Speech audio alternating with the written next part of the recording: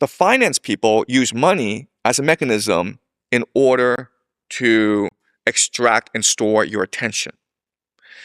And the way they do that is by making money universal, which means that everyone has to use it, and money can be used for anything.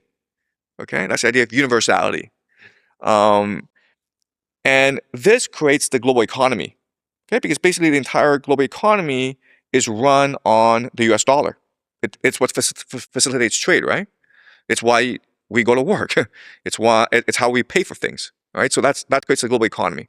Okay, but you cannot allow people to think this is how the system works, because then people lose faith in this system, right? If people understand that money is just a currency no different from monopoly money, then people aren't going to work hard at it. So they need to create an artifice, a superstructure to disguise the fact and give meaning and value to money itself. Okay, and you do that by creating something called the rules-based international order.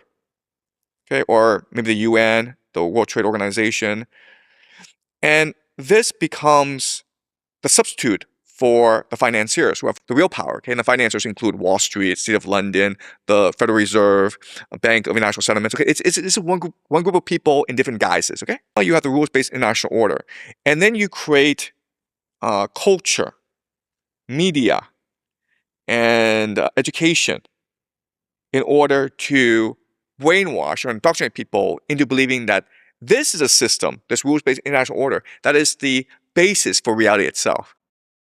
Okay, as opposed to our imagination. And that's why people are saying, oh, Donald Trump went to invade Iran. That's against international law. He should be tried at Nuremberg. There should be a Nuremberg trial for Donald Trump.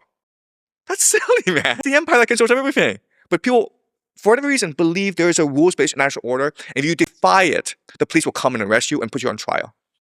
They literally believe that. All right, but then you ask them, like, well, then who's going to do that? And they're like, well, the United Nations. And like, okay, that's the United Nations to have a military that can defeat the American military. And but it becomes, so it doesn't make much sense, but they don't really care. It's their sense of reality itself. Okay, and because it's been brainwashing to them through popular culture, through media like New York Times and BBC, and through the education system, the universities, basically. Okay. And then this creates the the values and norms, right? All right, so this is the superstructure of the world. Okay, does this make sense to you? Let's do it again, okay? All right, so think of Plato's allegory of the cave, right, where everyone is chained